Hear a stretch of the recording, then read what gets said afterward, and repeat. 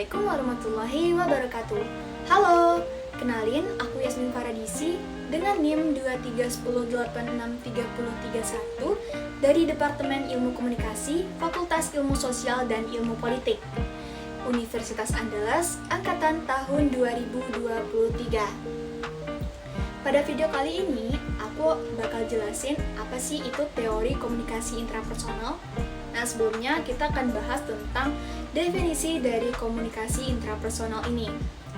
Menurut Black dan Hodgson, dalam bukunya, yaitu buku Taxonomy of Concepta in Communication, komunikasi intrapersonal ini didefinisikan sebagai sebuah komunikasi yang terjadi dalam diri pribadi seseorang. Bagaimana setiap orang yang mengkomunikasikan dirinya atau berbicara pada dirinya sendiri. Hal ini dikarenakan setiap orang dapat berbicara pada dirinya sendiri melalui simbol-simbol yang digunakan dalam proses komunikasi. Melalui simbol-simbol ini, apa yang dikatakan seseorang kepada orang lain memiliki makna yang sama dengan apa yang dikatakan pada dirinya sendiri. Nah, komunikasi intrapersonal ini memiliki tujuan. Yang pertama, agar kita mengenali diri sendiri dan orang lain. Komunikasi intrapersonal ini memberikan sebuah kesempatan kepada kita agar kita dapat membicarakan tentang diri kita sendiri lebih dalam lagi, di mana kita belajar tentang bersikap terbuka kepada orang lain, mengetahui value, sikap, dan perilaku orang lain yang berguna untuk memahami orang lain dengan baik. Yang kedua, yaitu mengetahui dunia luar. Nah, maksudnya di sini adalah agar kita dapat memahami hal-hal yang ada di sekitar kita, seperti lingkungan, objek, kejadian, maupun orang lain. Nilai, sikap, dan keyakinan yang kita miliki itu sudah banyak dipengaruhi oleh komunikasi intrapersonal. Yang ketiga yaitu menciptakan dan memelihara hubungan menjadi lebih bermakna, di mana komunikasi intrapersonal yang telah kita lakukan ini banyak memiliki tujuan seperti membangun, menciptakan, dan memelihara hubungan baik dengan individu atau orang lain. Hubungan tersebut dapat membantu kita dalam mengurangi kesepian dan ketegangan, serta juga menambah relasi kita dan memperluas relasi kita. Nah, dan membuat kita juga menjadi lebih positif. Yang keempat, mengubah sikap dan perilaku. Banyak waktu yang dipergunakan oleh seseorang untuk mengubah atau memersuasi orang lain melalui komunikasi intrapersonal ini.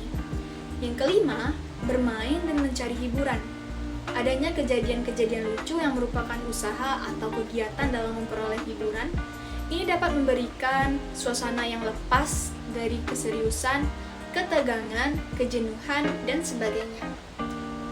Nah, yang keenam yaitu membantu orang lain, seperti menjadi psikiater, psikologi, dan ahli terapi. Ini merupakan sebuah profesi yang menggunakan komunikasi intrapersonal. Komunikasi intrapersonal dapat juga digunakan untuk membantu orang-orang terdekat, seperti memberikan nasihat dan saran kepada teman.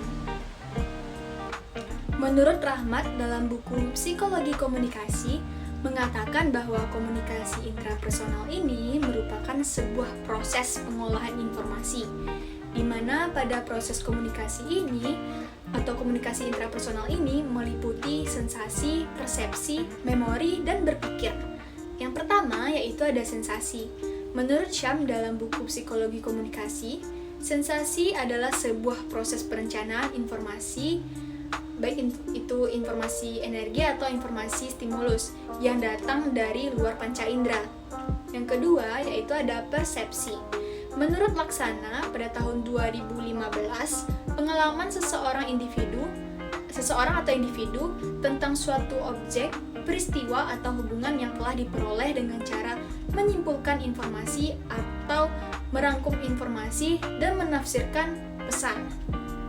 Yang ketiga yaitu ada memori.